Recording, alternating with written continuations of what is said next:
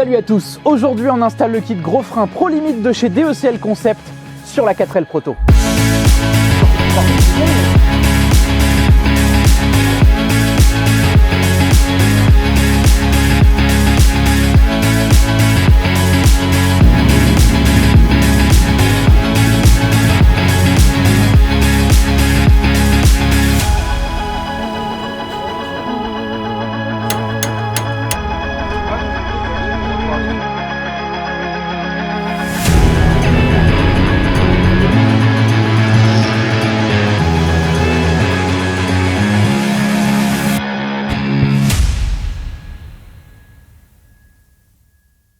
DECL Concept était cette année partenaire de la Made4L Racing Team pour les 24 heures 4L 2023 de Pipriac qui se sont déroulées les 30 septembre et 1er octobre dernier. Et d'ailleurs, même si vous avez eu quelques images teaser en introduction, eh bien la vidéo de la course va sortir très prochainement sur la chaîne. Donc n'hésitez pas à vous abonner pour ne pas rater cette vidéo de folie et je vous assure qu'avec toute la team, on a mis le paquet. La course est donc passée, le proto est revenu et donc c'est le moment de vous faire un vrai retour d'expérience sur l'utilisation du kit gros frein de chez DECL Concept. Vous trouverez en description tous les liens utiles et d'ailleurs avec le code BY-CHARLES-HENRY 2023, eh bien vous avez moins 10% sur l'intégralité du site DECL Concept. Donc n'hésitez pas à aller équiper votre 4L là-bas pour les remercier de soutenir la Made4L Racing Team. DECL, c'est donc une entreprise qui fabrique et distribue des pièces pour la compétition automobile. Ils ont été pionniers il y a un peu plus de 10 ans dans le développement des pièces performance pour la 4L et notamment avec le premier kit refroidissement avec radiateur en aluminium et double ventilateur SPAL. S'en est suivi la refabrication de jantes triangulaires, également une ligne d'échappement inox. Il y a d'ailleurs sur la chaîne une vidéo d'installation et de test de cette ligne qui est disponible.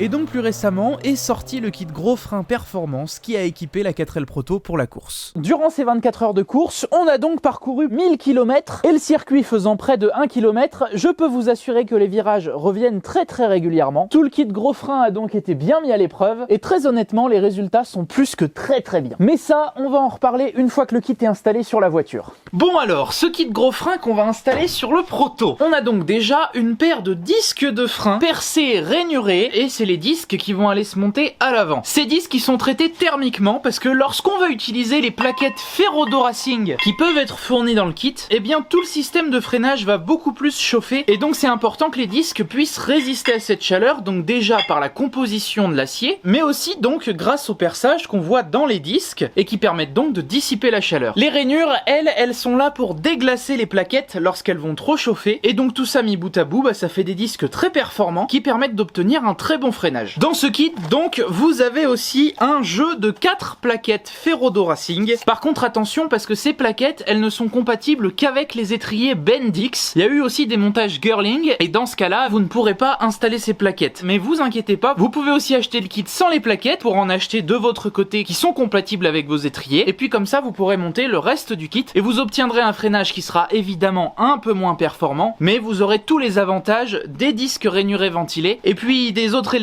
qu'on va voir juste après. Ces plaquettes Ferrodo Racing, c'est donc des plaquettes compétition. Il y a deux modèles qui sont disponibles. La référence DS 2500, qui sont des plaquettes tendres avec un très bon mordant, qui sont parfaites pour une utilisation quotidienne ou par exemple pour la participation à un raid. C'est des plaquettes qui seront plutôt polyvalentes. Et puis si vous voulez passer sur quelque chose de beaucoup plus sportif, eh bien vous pouvez prendre les DS 3000. C'est des plaquettes qui vont être vraiment agressives au freinage, mais par contre ça va nécessiter également une conduite sportive, ce sera moins souple entre guillemets. Ces plaquettes DS 3000, en gros, elles sont plutôt conseillées lorsqu'on fait de la piste, du circuit, mais aussi pourquoi pas du rallye. Et dans les deux cas, eh bien vous aurez un freinage qui sera environ 3 fois supérieur à l'origine. Dans ce kit, vous trouverez également des durites aviation en inox tressés à monter en lieu et place des durites de frein d'origine. Le tressage permet de ne pas avoir de déformation lorsqu'on va venir écraser la pédale de frein et donc que toute la puissance de freinage puisse aller dans le piston de l'étrier pour compresser les plaquettes, puisque les durites d'origine en caoutchouc, quand elles sont neuves, on peut dire que ça va, mais très rapidement, elles se ramollissent entre guillemets et la puissance de freinage peut partir dans l'élasticité de la durite caoutchouc et donc on perd du mordant sur le freinage et de la précision. Et le montage de ces durites avec ce kit est important puisqu'on monte des plaquettes Ferrodo qui vont chauffer plus, et bien forcément ça va se répercuter sur le liquide de frein et également sur les durites, et avec ces durites tressées en inox, on évite ces problèmes. En gros, pour simplifier, que vos freins soient chauds ou froids, eh bien vous aurez toujours le même feeling à la pédale et surtout la même course à la pédale. C'est-à-dire que quand vous attaquez fort avec votre 4L, au moment du freinage, la pédale va pas disparaître parce que tout le circuit de freinage commence à être chaud. Ces durites là, elles sont évidemment copiées sur celles de l'origine, elles sont simplement en inox tressé en plus, mais il y a un petit avantage également, c'est que les durites avant ont été rallongées de 5 cm et ça permet de faire une maintenance plus facile sur le train avant de la 4L. D'origine, les durites sont légèrement trop courtes et donc par exemple, pour sortir les cardans, c'est toujours un peu une galère. Il va venir falloir soit démonter la durite de frein, soit forcer sur la durite de frein, et on choisit toujours plutôt cette deuxième option. Et du coup, avec ces durites un peu plus longues, eh bien on va pouvoir rentrer les cardans avec un peu moins de difficulté. Voilà. Et donc les deux durites courtes sont pour le train arrière, et ces deux pièces là sont les seules du kit qui sont à monter sur le train arrière, mais ça sera amplement suffisant. Ah oui, et puis évidemment, c'est pas des durites qui viennent de n'importe où, c'est des durites Goodrich et pas de la marque BF Goodrich, comme j'ai dit dans une des dernières vidéos sur le proto. C'est de la qualité et ça sera parfait pour améliorer le freinage de votre 4L. Et pour finir, dans ce kit, vous avez le liquide de frein Motul Compétition RBF 600. C'est un liquide de frein qui est étudié pour la compétition, comme son nom l'indique, et qui donc repousse le point d'ébullition du liquide. Ça évite d'avoir du vapor lock dans le circuit de frein et donc d'avoir la pédale qui va disparaître au plancher parce qu'à un moment donné, le liquide va être trop chaud et donc plus du tout efficace. Voilà donc tout ce kit qui est prêt à monter sur votre 4L. Et justement, c'est ce sur quoi on va s'attarder maintenant. C'est pas bien compliqué à monter, mais c'est intéressant de voir comment on va faire. On se retrouve donc sur le train avant. Il faut déjà évidemment retirer la roue.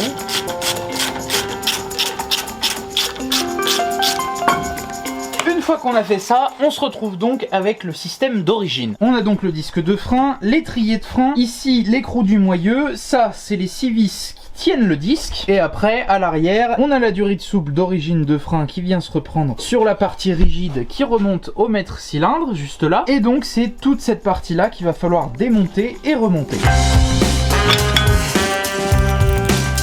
Maintenant que l'écrou de cardan est retiré, on peut donc dévisser l'étrier de frein.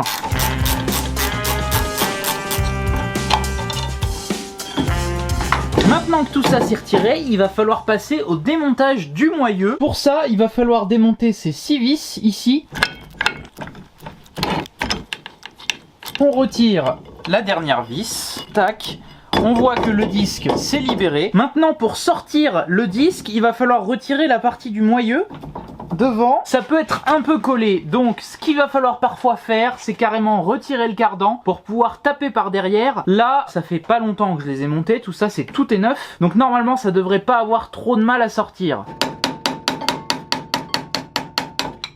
Voilà donc le moyeu. On fait attention parce que justement juste là c'est le roulement avec un petit joint spi autour. Là en l'occurrence, comme ça fait pas longtemps que j'ai monté tout ça, tout est bien graissé. Et donc ici, eh bien on peut retirer le disque. Ils sont vraiment usés. Pour les remonter, j'avais meulé le petit trottoir qu'il y avait au bord. Là on s'en fiche, ceux-là c'est poubelle. Hop, et on peut monter les nouveaux. Maintenant que le disque est remis, il faut faire attention, ici il y a une petite bague qui permet de gérer l'espacement entre les deux roulements du moyeu. Il faut faire attention à ce que cette cale elle soit bien remise. Dans mon cas c'est bon, c'est bien graissé parce que ça fait pas longtemps que je l'ai fait, donc il n'y a pas besoin de remettre de graisse. On fait ça proprement. Si jamais ça veut pas bien s'emboîter, vous inquiétez pas, c'est au moment du serrage de l'écrou du cardan que ça va bien se centrer. Et maintenant on peut reprendre les vis et je vais mettre un petit peu de frein filet pour ma part. La voiture, on va s'en servir comme une voiture de course, donc on sait jamais.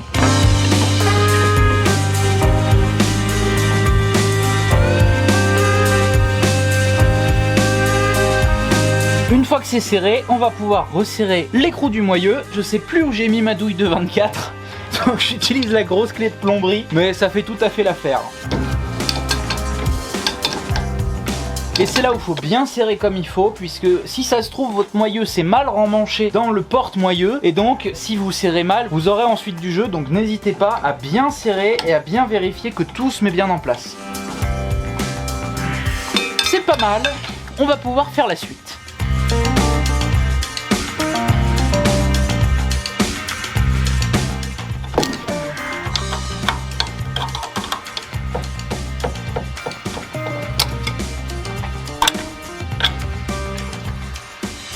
Bon, vous venez de le voir, j'ai démonté la durite, de l'étrier et du circuit rigide. Et donc on va pouvoir monter la durite en inox tressé avec bien sûr la petite rondelle joint cuivre qui vient se mettre sur l'étrier. Évidemment, là j'y avais pas spécialement pensé, mais pensez peut-être à vider votre bocal avec une seringue, parce que là l'intégralité du liquide vient de se vider par la durite. C'est quelque chose qui est assez corrosif, donc si vous le faites tomber sur une peinture neuve, ça peut la faire cloquer.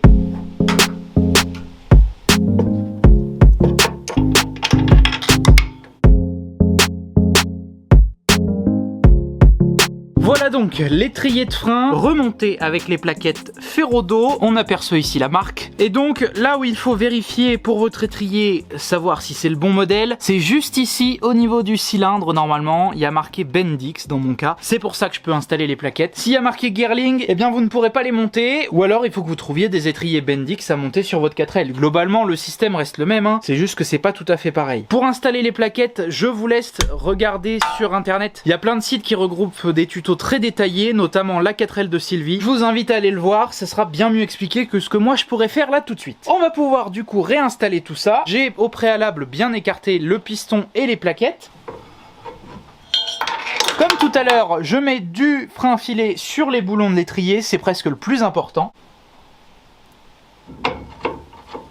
Qu'est-ce que c'est agréable quand tout est neuf, ça se visse tout seul, il n'y a même pas besoin de forcer, rien, c'est bien dérouillé, un vrai bonheur. Mais bon, vous inquiétez pas, j'ai également galéré comme un âne pour les démonter la première fois. Là c'est juste que ça fait un mois que j'ai tout remonté neuf, et normalement personne fait ça, on redémonte jamais un mois après, sauf pour apporter une petite amélioration.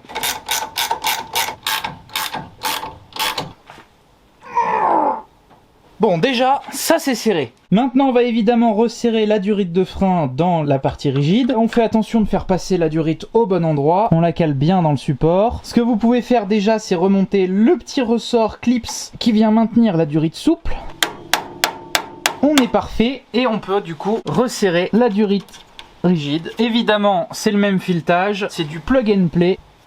Et normalement, tout est bien remonté. Ça y est. Donc, on récapitule. On a le disque rainuré percé, les plaquettes Ferrodo Racing. Dans mon cas, eh bien, j'ai les DS 2500. Et puis, bien sûr, la durite tressée en inox. La durite ne rentre en contact avec rien, même si on vient tourner, donc c'est parfait. Pareil ici, entre le boulon de la rotule supérieure et la durite, il y a de la place pour passer la clé. On va pas venir la plier comme celle d'origine où on a tendance à l'abîmer un peu. Et donc, globalement, on est bon pour ce demi-train avant gauche. Évidemment, il faut passer à l'autre côté. C'est exactement les mêmes étapes. Donc c'est parti, timelapse.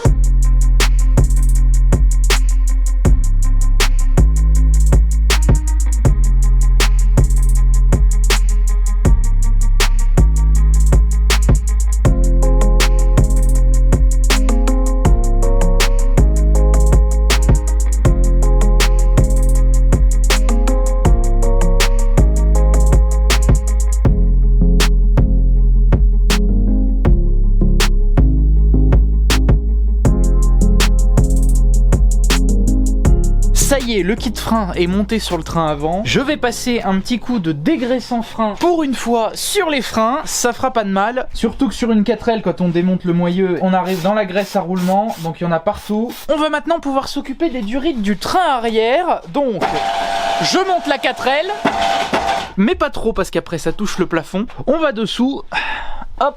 Et donc voilà où elle est foutue. Donc on a une partie rigide qui va sur le bras. On a la partie rigide qui remonte dans la voiture dans mon cas. Mais vous, elle partira sur le côté de la voiture normalement. Et donc c'est cette partie là qui fait la jonction pour laisser le bras osciller. On a la même chose de l'autre côté. Donc là simplement il va falloir dévisser la durite rigide des deux côtés. Mettre le nouveau morceau en durite tressée inox. Et normalement avec ça, eh bien, on aura un freinage top du top.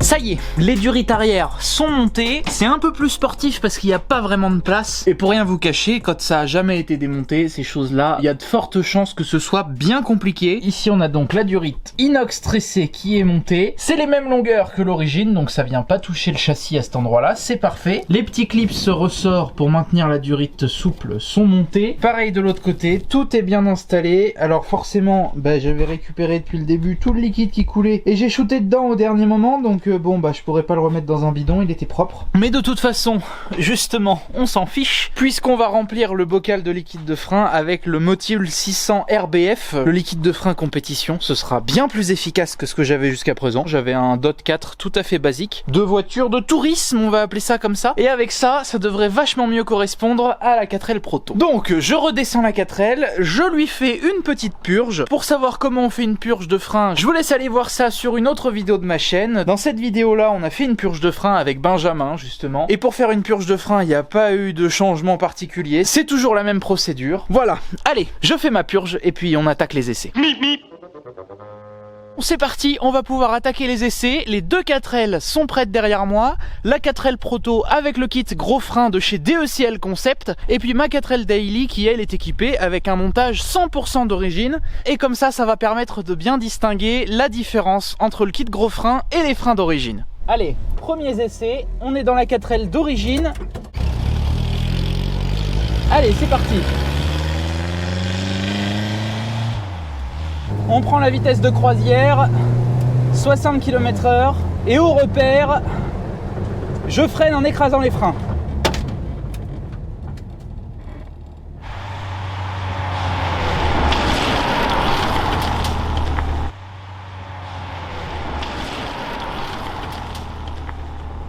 Je pourrais pas faire mieux. Pour vous donner un petit ressenti ici, au début la pédale est plutôt ferme. Et puis après, eh ben, elle disparaît vraiment au fond, la pédale. Mais bon, ça, c'est du freinage d'origine de 4L. Et comme quoi, ça suffit pour s'arrêter. Alors, nous voilà donc dans le proto. Avant que je démarre, parce que ce proto-là, il fait un peu plus de bruit qu'une 4L d'origine. En ce qui concerne la méthodologie qu'on utilise là, je me mets à une vitesse fixe et au point de repère que je me suis fixé, j'écrase la pédale. Mais quand je dis que je l'écrase, eh ben, c'est que vraiment, je mets tout mon poids dessus. Et donc, on va pouvoir comparer les deux freinages. Alors, tac. Là, c'est un peu plus compliqué que dans une 4L d'origine, mais ça démarre quand même.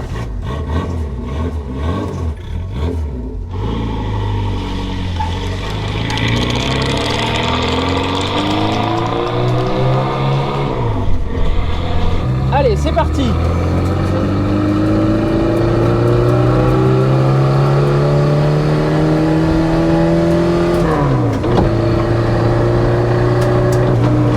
Point de repère, on écrase. Wouhou!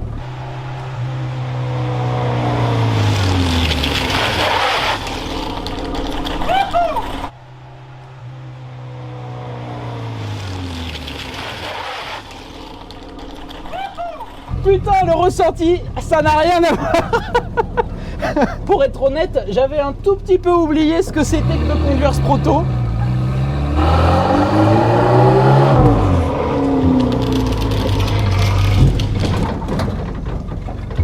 Ouh putain.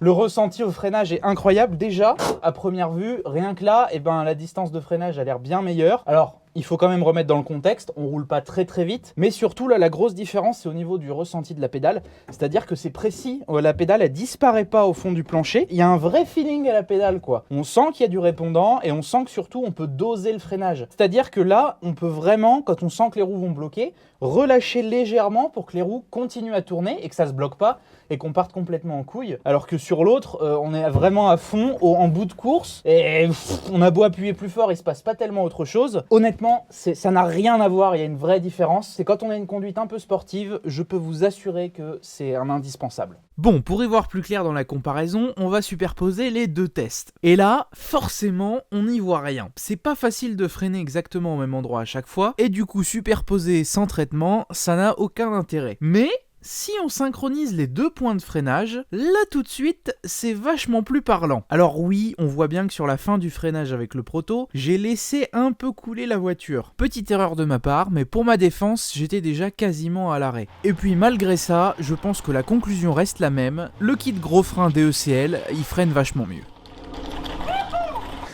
Bon, vous l'avez vu, le kit gros frein de chez DECL, eh ben, il apporte vraiment un plus. Et pour vous faire un petit retour d'expérience, pendant la course des 24h 4L justement, la différence avec les 4L d'origine des autres concurrents qui étaient équipés, elles, de freins d'origine, eh ben, elle a été vraiment flagrante. Le freinage, il est plus performant et on l'a vraiment ressenti, même si la course était sur terre. Alors au début de la course, pour être honnête, on sentait pas vraiment la différence. Mais en fait, eh ben, c'était tout à fait normal, puisque on n'avait pas eu le temps de faire les 200 km de rodage préconisés avec ces plaquettes. Parce que oui, ces plaquettes Ferrodo Racing, eh ben, elles ont besoin de rodage. Il faut qu'elles montent en température plusieurs fois, tranquillement, pour au final obtenir un freinage au top. Et donc au final, eh ben, au fur et à mesure de la course, on a vraiment fini par obtenir un freinage qui était complètement extraordinaire. J'avais jamais vu ça sur une 4L, honnêtement.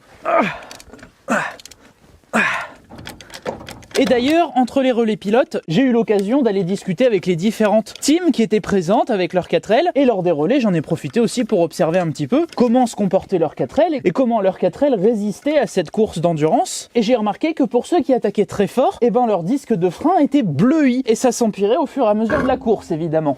Et ça, c'est uniquement la partie émergée de l'iceberg, puisque j'ose même pas imaginer l'état des plaquettes et surtout l'état du liquide de frein. Et c'est aussi en partie pour ça que, au fur et à mesure de la course, eh bien, on a vu les 4L freiner de moins en moins bien, qu'il y avait une vraie différence qui se créait entre le freinage de notre 4L et celle des concurrents. Nos freins, ils étaient pas du tout dans leur retranchement, et ça nous a permis d'ailleurs, sur la fin de la course, de réaliser des dépassements magnifiques, parce qu'en fait, on pouvait freiner les derniers en arrivant sur le virage. Et c'est là où ce kit, il fait toute la différence, c'est au niveau de son endurance. Vous avez beau lui mettre tout ce que vous pouvez pendant 24 heures, eh bien vous serez encore les derniers à freiner en arrivant sur un virage au bout de 24 heures. Alors du coup, à quoi ils ressemblent les disques après 24 heures? Eh bien, on le voit évidemment, ils ont pris une petite coloration de chauffe, mais c'est pas étonnant puisque les plaquettes Ferrodo Racing, elles vont faire chauffer l'intégralité du système de freinage beaucoup plus fort qu'en plaquettes traditionnelles. Et tout ça du fait qu'elles ont plus de mordants. Mais le kit, comme je vous l'ai dit, il a été étudié dans ce sens-là, et donc le disque est traité thermiquement pour résister justement à ces plus fortes températures, et donc malgré la chauffe, il s'est pas déformé et il a gardé toutes ses propriétés.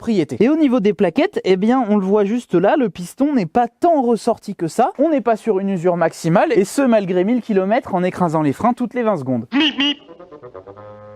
Donc voilà, un grand merci à DECL Concept avec sa marque ProLimit d'avoir été partenaire de la Made4L Racing Team et du Proto. Encore une fois, n'oubliez pas, en description, vous pouvez trouver le lien du kit gros frein ProLimit et puis surtout le code de réduction by Charles-Henri 2023 pour avoir moins 10% sur tout le site. Avant de finir la vidéo, n'oubliez pas de vous abonner, de liker, partager cette vidéo. Vous pouvez également me suivre sur les réseaux sociaux, notamment Instagram. Je partage plein de choses en avant-première, dont la préparation de ce Proto évidemment. Et surtout, rendez-vous sur made4l.fr, ma marque de pièces performance pour les Renault 4 et dérivés. Sur ce, on se donne rendez-vous la semaine prochaine, même jour, même heure, pour une nouvelle vidéo.